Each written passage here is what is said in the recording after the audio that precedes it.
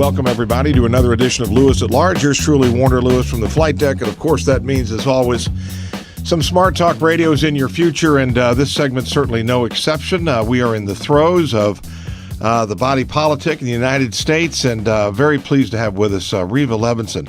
She is the president and CEO of KRL International, LLC, a Washington communications and government relations firm that focuses on the world's emerging markets, amongst other things. She's got a bachelor's degree from Tufts, master's from Georgetown University, and has managed highly complex and sensitive projects in Africa, Latin America, the Middle East, South Asia, and Europe, and also the author of a recently released work called Choosing the Hero, My Improbable Journey in the Rise of Africa's First Woman President. Riva, how are you, my friend?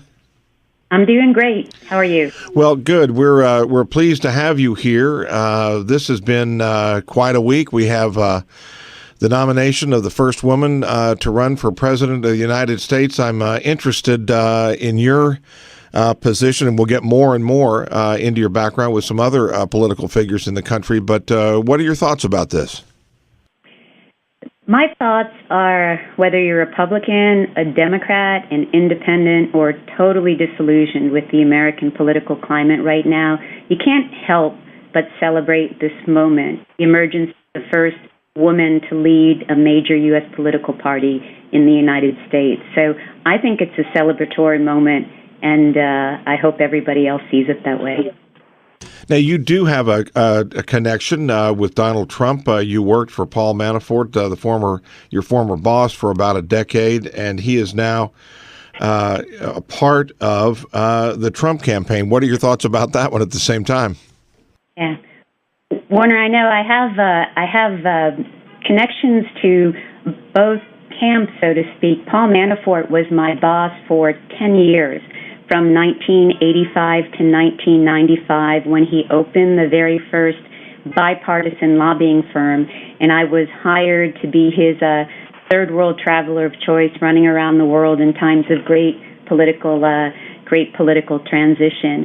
That's my experience with Paul. Warner, I actually haven't stayed in touch with him over the years because I went off in another direction. I opened my own company, and I got involved in Liberia, as the book said. But what I can tell you about Paul is he's a fierce competitor, and he plays to win, and he's a master political strategist and able to cut through the noise and get to the heart of a problem. So for Donald Trump, it made perfect sense for me for him to hire Paul Manafort. And I think since Paul's come on the campaign, you've seen an invigorated campaign. Well, we will certainly get back to the campaign later in the interview, but let's talk about Choosing the Hero, My Improbable Journey and Rise of Africa's First Woman President. This is an extraordinary story, and if you would, share with our Lewis at Large listeners your interesting connections here and tell us a little bit about it. It would be my great pleasure. Warner, the book took me almost a decade to write. It came out, as you mentioned, on the 31st of May. And it tells two stories. It tells my story as a creature of Washington, D.C., spending 3 decades traveling the world, often in times of conflict, from Somalia to Angola to Liberia to Iraq, and bearing witness to history, seeing people who didn't live to fight another day, and trying to make sense of it all and understand how my life's work would be judged. And so the first part of the book is my story. You can decide, or your readers can decide, your listeners can decide when you read the book if I'm courageous or crazy in terms of the adventures that are described in the book. But the second story is the story of the emergence of Ellen Johnson Sirleaf, who would go on to be the first woman democratically elected to lead an African nation, a Nobel laureate, and as you know, the president of the Republic of Liberia. And it tells the story not of her success, but of her struggle and what it took for her to succeed after 3 tries.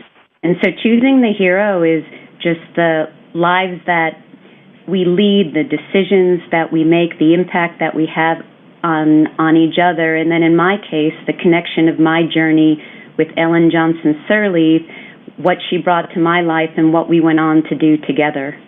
Yeah, share, if you would, your relationship with Miss Sirleaf, and that I think that's awfully interesting right there, and let's take it from there. Okay, so I met President Sirleaf in 1996 in the summer when she was in exile looking to return to Liberia and to fight the rule of warlords, to try to bring democracy and peace to her country. In 1997, she brought me on to help with the advocacy in Washington, to get Washington to pay attention and also to support her. She returned to the country against the advice of many because there was so much risk to her person and her life. That was my first work with Ellen Johnson Sirleaf, so that was 1997, Warner. And we have continued to be friends. I have continued to be her advisor all the way through 2005 when she won and became president of Liberia. And then since Liberia has emerged as a country trying to build its democracy and its economic institutions. So I've been working with her and her government since she was elected and inaugurated in 2006. What is our government's official stance towards Liberia? And tell us a little bit, give some depth to that. The U.S. government is Liberia's essential partner. It is the partner that came in and restored peace to the country after 2 decades of conflict. That was in 2003. It was the country that funded the transition of Liberia to democracy and paid for the UN peacekeeping force in the elections. And since President Sirleaf has been elected, it's been the country that's provided the support that she needs, that her people need to rebuild infrastructure, water, healthcare services. So again, it's the essential partner, but remember the history of the U.S. in Liberia. Liberia was colonized by American slaves under the presidency of James Monroe. So the history is very unique. It was the first black republic in the world, second only to Haiti. What are you continuing to travel there on a regular basis, or what's your current situation there? Warner, I am. I continue to travel to Liberia. I go probably about every 3 months, and my role continues to be for Liberia and the president of Liberia what it was when President Sirleaf was trying to bring peace to her country and run for the presidency, is to make sure that the U.S. is paying attention, that there's support for regional stability, and there's support for the programs that Liberia and Africa need to become self-sufficient and successful. And so that's my role. I was very active, Warner, during the Ebola virus disease crisis about 2 years ago, when this frightening disease overtook Liberia, Sierra Leone, and Guinea, and there was fear there would be a infection rate of 1.4 million within several months. And one of my jobs, and also the U.S. is under U.S. leadership, was able to come in and to help stamp out that disease. What, Liberia, again, is something very, very close to you. It's certainly probably an area that is not terribly well known to most Americans. Is there anything in particular about that area, that country, that you feel we need to know, and something maybe a way you can help us understand it even better, or maybe take another look at a stereotype or non-stereotype that we might have about Liberia?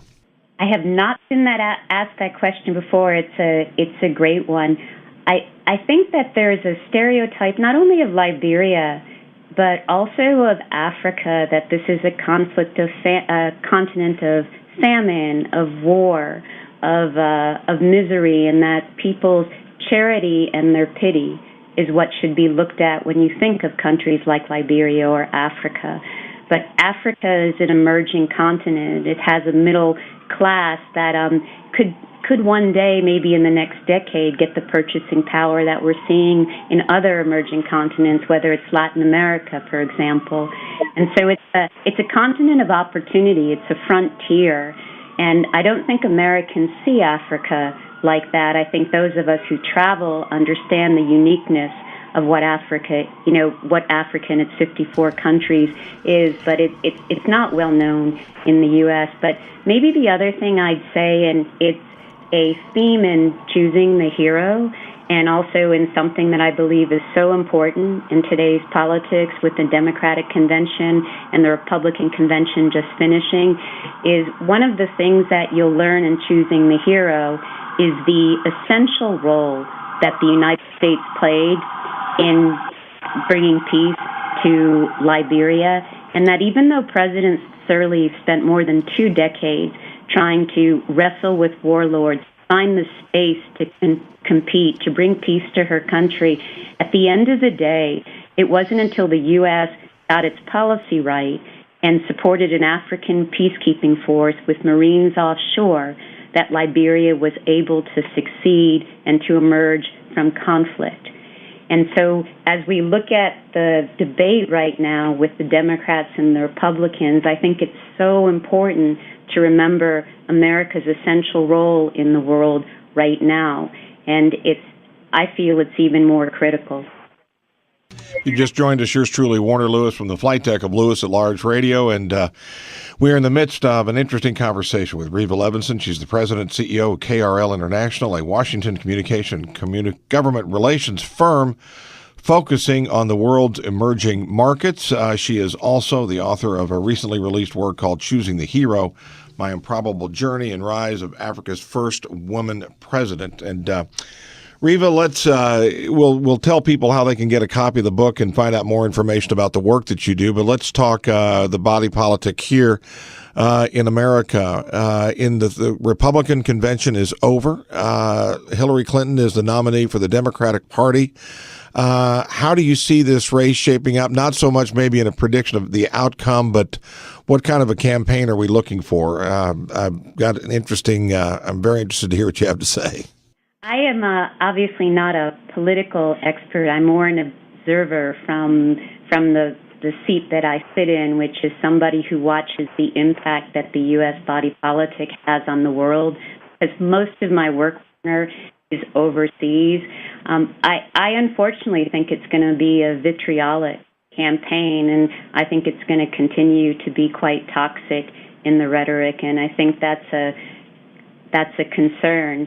The Democrats on Wednesday night, they talked about that. They talked about how candidates are made into caricatures and they're one-dimensional, and I think that's true with Hillary. I also think it's true what's happened with Donald Trump, and I think that does a great disservice to the American people, that people are so busy tearing people down that there's no discussion on what it takes to build this country up. The other thing that I would say, again, I want to talk from what I know and not from what I don't know, but I've seen toxic political rhetoric in the places that I work in Africa, whether it's Rwanda, Liberia, Sierra Leone, Nigeria, Kenya. I've seen that turn into mass death because words have impact and they matter. And so, not how things will play out. I don't think any of us, Warner, know how things are going to play out in the end, but I think that we should be better than this, don't you think? the level of political rhetoric. Well, there's certainly going to be a fist fight. There's no question about that. And regardless of your politics, everyone I'm sure, will say that we are right now, in many ways, quite divided, and we'll just have to see how the campaign bears itself out. I am curious if you see or have any particular predictions or concerns or observations about how the role of the United States, particularly into the area of the world in which you're well acquainted, in Liberia, in that area, would our relations with that area change, and how they would change with either one of these two candidates? With Hillary Clinton, I think we all have known her politics in Africa and many of the world emerging markets. She talks about her commitment to support women and girls, to raise women up as political leaders, to deal with issues of equity and justice. And I think her interaction on the continent would be pretty predictable and consistent, maybe even more aggressive than President Obama. With Donald Trump, we haven't seen a policy focus on region of the world, particularly on the African continent. It's unclear to me watching whether he has advisors right now that are making those types of recommendations to him. So there's, I think, a lot of uncertainty from his leadership side about how we engage. The Republican platform on Africa, it talks about how we want to help growth and democracy and engage partners, and so that's positive and consistent. The concern of the rhetoric's very anti-immigration, and Africans come to this country, and so they feel part of that class that's been targeted, and so a lot more clarity by candidate Trump needs to be put out there. Maybe we'll see that after the conventions are over and the fall unfolds. What about, and again, regardless of which party is in power, regardless of who's occupying 1600 Pennsylvania Avenue, my assumption is that your work over there will continue unabated, correct? Yes, my work in Africa and all the different parts of the world will continue unabated. I'm not a partisan, because when you deal with policy and conflict and issues overseas, there always has to be bipartisan consensus. So I think you can probably hear that as we're speaking back and forth. But I do think that America's role in every place that I work is essential, and I'm hoping that that leadership stays there. And just getting back, Warner, to choosing the hero, one of the things that the book does is it follows my journey through a very challenging world in the early 90s, all the way through the establishment of peace and stability up until our current day. And it takes people on a ride from Mogadishu to Angola to Nicaragua to Iraq. And it's quite a ride, but it also tells the story, as you look at what's happening in the field, of America's influence in all of these places, and how that influence, when applied correctly, turns the tide of history. And so that's what I'm looking at right now as I watch this political process. Yeah, that's kind of what I was heading to next as we reflect back on the book, Choosing the Hero. I'm curious as to as you look back, what are the lessons that are not only maybe possibly unique to that area, but also that could be applied in other situations around the world?